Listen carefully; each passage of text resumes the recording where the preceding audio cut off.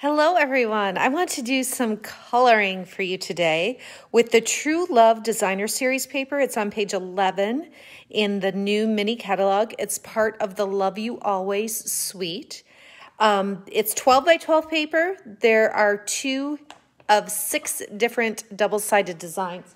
So to start, I want to show you those papers, which I left where I was playing in a different part. So let's take a look at these papers. So this is one side, some really detailed drawn flowers, and then some black and white stripes. Very detailed flowers here.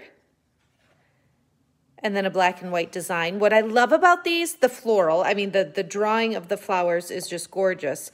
But then I love that you've got the neutral to use on masculine cards or for any occasion throughout the year. So some really fun patterns and then some really basic black and white neutrals. Isn't it fun? I love this paper. This was designed by Caitlin Zumbach, who is on my Stampin' Up team and happens to be a product designer at Stampin' Up. So we are always especially excited when we get to use her products. So I started a little bit over here. I used some Flirty Flamingo and some Rich Razzleberry just to kind of show you some of the different ways you can color. And I'm going to continue this over here, and I'm going to pull in Bermuda Bay just to give you a totally different color here. I'm going to use watercolor pencil, marker, some Stampin' Blends, one of the water painters with some ink from the lid, just a variety of ways to color to show you the different looks. What I'm going to do then is play with this a little bit more and create some finished samples with it, but for right now, I just want to show you how I'm playing. So what should we start with? Let's do some watercolor pencil. So this is the Bermuda Bay watercolor pencil. Scoot this aside and I'll just go down here. When I use watercolor pencils, I don't necessarily like color in like this. You could just leave the color like that. Just color in that whole space. What I tend to do with a watercolor pencil is just go over and press a little darker on the lines that are already in the paper like this. And then go back with my blender pen. The blender pen is dual tipped. Same thing on both ends.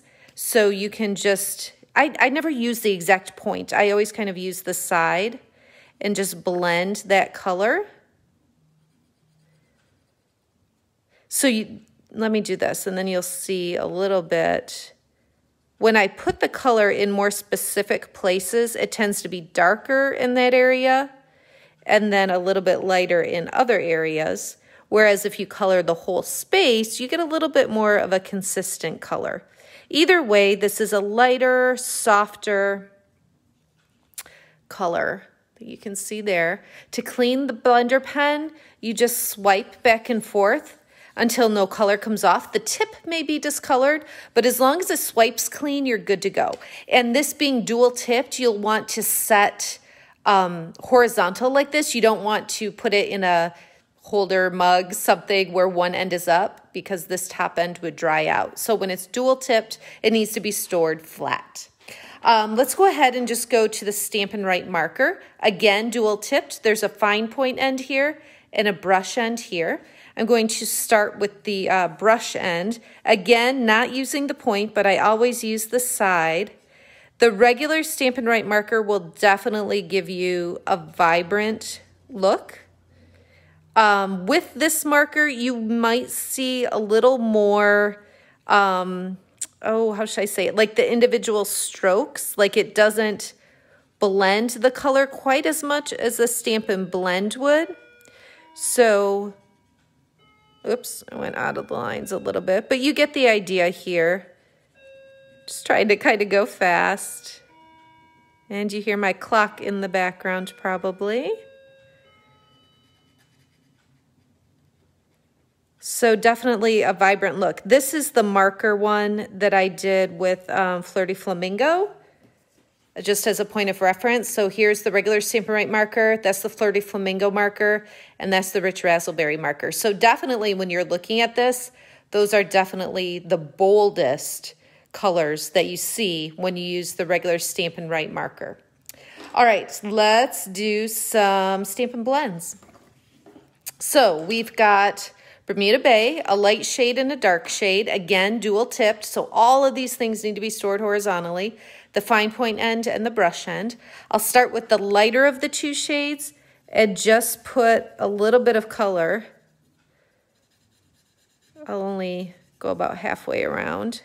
Put a little bit of color in there. Then I'm going to come back in with the darker and just kind of go over some of those lines again, like I talked about. It's kind of got that artistry shadowing work done for us because it's drawn right into the design.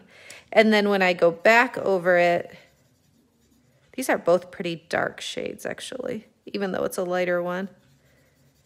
But I can just blend that color out. Let me see if, let me grab a different color. Let's try some leaves here just to show you, because I feel like there wasn't as much of a dynamic difference between the light and dark shade. So let's see how it is here with the granny apple green on the leaves. So just putting a little bit of color all around and then coming back in with the darker.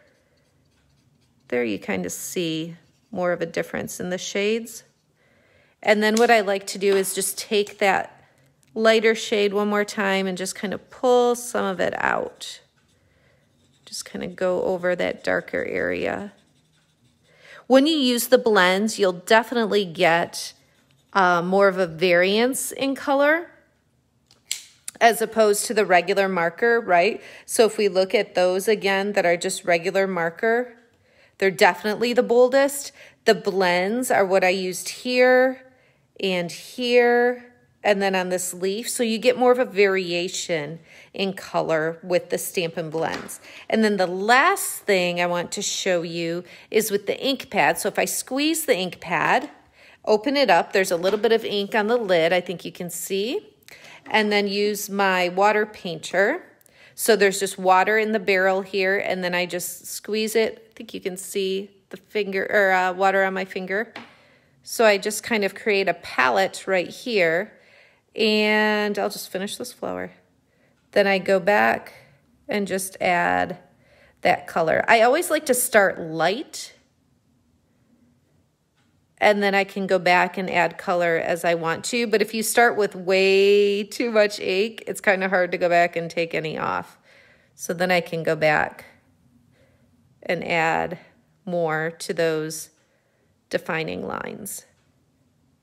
So I just think this paper is really gorgeous, so versatile with the flowers on one side and then the more neutral patterns on the back. And then there's such a variety of ways to color if you want to color it in too.